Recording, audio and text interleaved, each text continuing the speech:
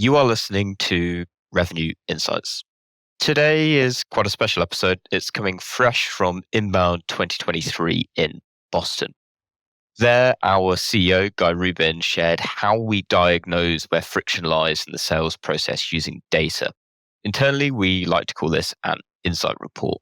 Now, quick disclaimer, Guy refers to quite a few examples on screen for this. Now, he presented it in a way where this can be enjoyed quite freely with audio.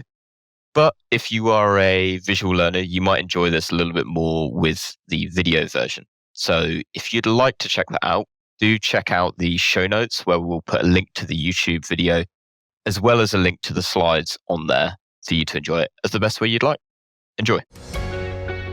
Good morning, Inbound. Good morning. Woo! Okay, I've got the glorious opportunity to speak to everybody here today at Inbound. I'm the first on the stage at the Sprocketeer Lounge. Very excited to be here today. As you can tell from my accent, I am a local, only joking. So my name is Guy Rubin, and I'm the CEO of a company called Ebsta. We help companies build predictable revenue engines with our revenue intelligence platform. We have well over 400 companies using Ebsta to analyze their pipeline, do their reviews, their one-to-ones, and build predictable revenue engines and forecast more accurately. Fully integrated with HubSpot, and we offer free trials, so check out ebsta.com. That's the end of the sales pitch. Right, so purpose of today's session is we're going to be talking about what we call our insight reports. The reason we produce these insight reports is to help businesses understand where they're going well within their revenue engine and what needs attention. And when we look at the data, we recently analyzed just over 3.2 million opportunities, representing over $37 billion worth of pipeline. And some of the results were really quite shocking. You can see here on the slides that in half one of 2023, 73% of AEs missed their targets. That's a huge number. That's the highest we've ever seen. We've been running these reports now for nearly 4 years, and we've never seen that number as high as that. And when we dive into the numbers, what we find is that only 23% of the AEs are actually responsible for 83% of the revenue. And that gap is the widest we've ever seen. Now, when we look into the data a little bit further, we can also find that we see a record number of deals that are slipping. And so we qualify deals that are slipping as you've got past stage 2, you've done your qualification, we've agreed we're in a sales process, we've got an agreed process to close with the customer, and the dates start to slip. And nearly 40% of opportunities now are consistently slipping. And what we know about slippage is that once deals start slipping, their win rates start to drop dramatically. So we need to get under the skin of why this is happening. This is why we now produce for every customer a quarterly insight report. So when we onboard a customer, we go back 4 quarters, they get a complete audit of their entire revenue engine, and then every 3 months they get an update to that report to see how they're pacing. So what we're doing today is a teardown of an example report, of an actual report we've done for a live customer. We've taken their name off of it, so not to embarrass anybody, but we're actually going to walk you through some of the insights that we're able to deliver to the customers as we go. So for this particular customer, we're looking at their Q2 results. It's a B2B SaaS business that has over 100 employees. They use HubSpot Sales Hub, and they've got just over 50 sales reps at the moment. The first thing we try and do is understand these 6 key factors. These are the things that you should be worried or thinking about when you're trying to build a much more predictable revenue engine. So you'll see here, point number 1, we really want to be spending our time targeting ICP. When we target ICP customers or prospects, the win rates are 4 times higher. Instead of just working any lead that comes in through the inbound, we really want to be more proactive and targeting very specific companies that we know have a propensity to buy our product. Talking about propensity to buy, intent scoring we've seen this has a massive positive impact on revenue. Understanding which of your target companies are actually in market to buy your product has a material positive impact on sales velocity, nearly 6 times higher when you're targeting a company that's actually in market to buy what you're selling. The next is to make sure we're targeting the right personas. When we onboard you as a customer, we're going to go back 4 quarters and look at all the different stakeholders that are involved in every sales process and try and understand which personas you should be engaging with at every stage of the sales process. Now, we know that being multi-threaded has a positive impact on revenue, but which personas should we be engaging with? Point number 4 here is about the strength of the relationships. Now, we know that in B2B sales, relationships drive revenue. So what we need to do is make sure that we're building those relationships in a really strong manner. And so being multi-threaded works on both sides. It's not just about one AE having a good relationship with the 3 or 4 stakeholders. We need multiple people within the organization at our end engaging with multiple stakeholders at the customer's end.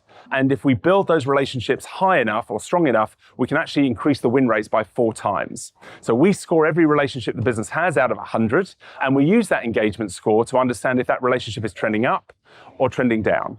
And the influence of things like the calls, the meetings, and the emails that are taking place all tell us whether that relationship has momentum and is moving in the right direction. Then one of the biggest influences we've seen on win rates has been good quality deal qualification, okay? Knowing that you're using a qualification methodology and being diligent about making sure that everyone is filling that out before they progress through the sales cycle has a material impact on your win rate. This is one of the key takeaways we've seen for AEs that aren't performing. They end up skipping through that discovery phase really early, and then all of a sudden we're in stage 3 or 4 of a sales cycle and we're getting solution engineers involved and legal are getting involved, but it turns out we don't actually know that they've got the budget or who the economic buyer is or what the buying process looks like. So have the discipline to get that medic or medpic or BANT or spiced, get it completed before you allow the reps to progress. Now here at Ebsta, we've got an add-in that goes into HubSpot and into Salesforce, and it automatically captures the medpic and if you're using our recording tool, the transcript from the calls can then actually be used to pre-populate the medpic automatically. So it takes away the admin for the users. And then finally, we all know that time kills all deals, but by how much? Now, when we analyzed 3.2 million opportunities recently, we found that only 30% of those opportunities that were opened closed one.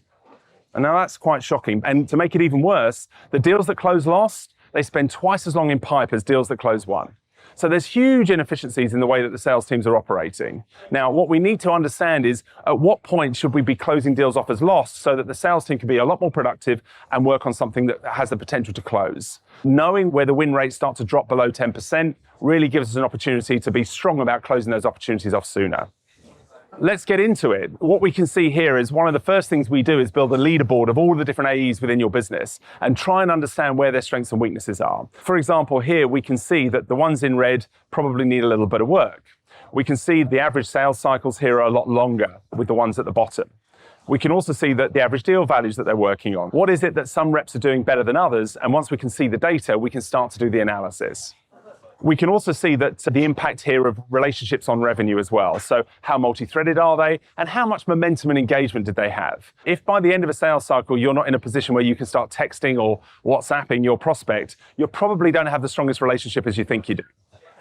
And then finally, things like really using that deal qualification methodology. You can see here in the data that when the deal methodology is implemented and is consistent, having that discipline has a materially positive impact on win rates and reduces the time spent on deals that don't close one. To understand what's happening with your deals, you need to really focus in on these 3 key areas. We'll start with companies. Really trying to understand where your ICP is and which companies we win with better is really key. Now, you may already think you know who your ICP is, but if you're not doing the analysis consistently, you might find that actually you're not targeting the best possible companies. So we have something called velocity of sale, which tells us on average the revenue we generate from each customer when they sign. And we can see here for this particular company, targeting media businesses that are somewhere between 200 and 1,000 users or employees in the US had the best possible sales velocity. Now, I mentioned before the impact of intent on revenue. Now, if you're not already using intent data, you really should be, because understanding that which customers that you want to target are actually in market, it has a material impact on the sales cycle itself. Because they're already in market, they've already got a budget, and you can spend time with businesses that actually want to buy your product rather than having to educate them as to why they should in the first place and try and get them to find a budget. So understanding which companies in market is really important. And we use something called Bombora that have topic clusters. And you can see here for this particular customer that while they had 1,100 businesses in their ICP that they were targeting, there was only 320 of them that were actively in market. So by identifying those, they could really focus in and just sell to those or prioritize selling to those companies first. It's also really worth understanding top of the funnel where those best opportunities are coming from, because not every lead is equal. So what we need to make sure is that when a hot lead comes in from a referral, for example, if we get a better conversion rate from referrals, we don't just put it to the bottom of the queue. We really focus our time on the leads that actually are going to give us the best results rather than just in a chronological order. The next thing we talk about is relationships. So first of all, we need to understand how multi-threaded we really want to be. And you might think the more relationships we have, the better. But actually, as we analyze the data for this particular company, when they have more than 10 stakeholders involved in a sales process, their win rate actually drops because you end up with decision by committee. So knowing how many stakeholders you should be engaging with is really important. And then when you're doing your one-to-ones with your sales team, you're able to explain to them that you've done really well getting 3 or 4 stakeholders engaged, but look at the positive influence it has on our win rate if we can get that to 5 or 6. So it's not just about getting lots of people involved. We also need to understand which personas are giving us the best outcome. So for this particular account, we can see that VP Operations, VP of Marketing has the best possible impact on our win rates. So knowing which stakeholders you should be engaging with at which stage of the sales process is really important. You can see from this graphic, we've analyzed over 4,000 opportunities for this customer, and we can see this is the optimal sales cycle for them. So in this example, we can see that the sales director should be engaged in the early first phase, but then really we don't need their engagement until the last stage of the sales process. So mapping out what good looks is really key. We've also seen quite recently that when you get a champion to take you into the economic buyer, it actually shortens the sales process rather than going directly into the economic buyer stage 1.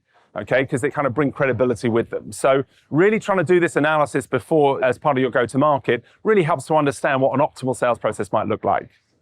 And then one of my favorites, we talk about engagement. Well, we at Ebsta have created an engagement score out of 100. And we take a feed of your calls and your meetings and your email activity, and we try and understand how much momentum or engagement you have with every stakeholder.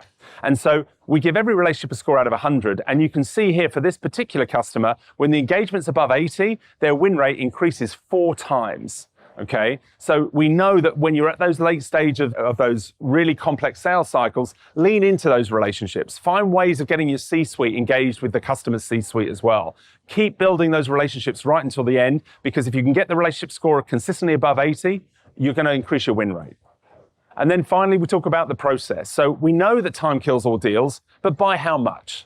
And what point, where's the red line where we should stop working on opportunities, close it off as lost, and work on something more productive? Now, I guarantee you've got opportunities in your pipeline that really have no real chance of closing. So try and work out where that line is and get more disciplined and encouraging the sales team to close deals off sooner. Because as soon as we start seeing slippage, we start to see that deals' chance of closing really drops dramatically. Now, I'm a big fan of MEDDIC and MEDDPICC and all the methodologies out there, but what we can see here is usage of MEDDPICC for this particular customer. So we've got a little widget that sits inside HubSpot and sits inside Salesforce that captures MEDDPICC or MEDDIC or whatever methodology you're using, and we encourage the customers to capture this information as they go. And you can see this is having a positive impact on the business. So quarter on quarter, the adoption of MEDDPICC is growing within this organization, and guess what? So is their win rates. Or certainly they're not spending as much time on opportunities that aren't going to close one. Now, trying to show that graphically here, we can see the difference between a low performer that updates it kind of as they go versus the higher performers that are completing that information in MEDDIC much, much earlier. And we can see that has a big impact on win rates. And this is the data behind it. We can see here that the very best performers are the ones that are completing the MEDDPICC as we go. Then we try and do some analysis on where we're losing opportunities. And they've got a slightly concerning here. They're actually losing a material amount of deals after the commercial terms are agreed. So really understanding where you're losing deals, and this will change quarter on quarter. It will change for different types of teams within the business, enterprise versus SMB. But really understanding where are we losing, where is the friction, will help you to then do the analysis and understand where you need to go. And then finally, what we're looking at here is the different stages of the sales cycle and the individual contributors, the individual AEs. So we can see here where they're spending the most time and what their conversion rates are at each stage. And what you'll find is that some AEs will be stronger at certain stages of the sales cycle. And once we understand that, we can start to share the knowledge across the rest of the team.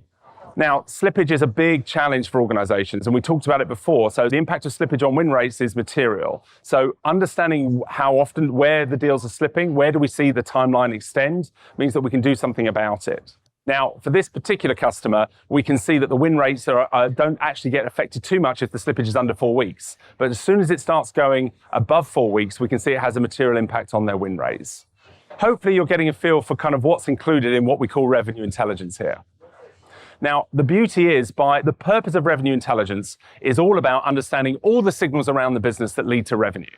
Now, Some of those signals are going to be in HubSpot. Others are going to be in your marketing stack or in your mailboxes, your calendars, your phone records, and so on. But if you've got a free trial, knowing how often they log into the free trial or which buttons they're pushing, all of these things are signals that you should be analyzing to understand your entire go-to-market motion. And once you've got all of that data in one place, you can start to do the analysis. And we see consistently win rates increase by 16% within the first 3 months once you start surfacing this data.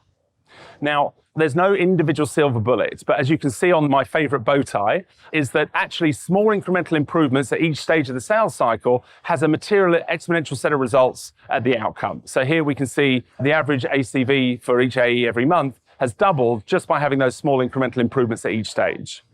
Some final takeaways for everybody. Try and understand the highest velocity ICPs, okay? Which companies are giving you the best outcomes? And once you understand that, try and help the team to prioritize focusing on those, not just the average inbound that happens to come in that might be window shopping. I can't stress this enough. We know that in B2B sales, relationships drive revenue, okay? So understand which relationships you need to be investing in and prioritize the investment in those relationships.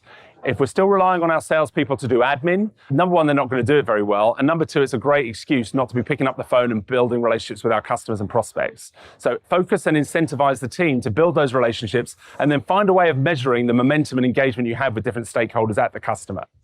Try and understand where the friction is. None of us have got this all worked out yet, right? So knowing where we're losing deals means that we can start to dive into that and understand what we can do different and do better.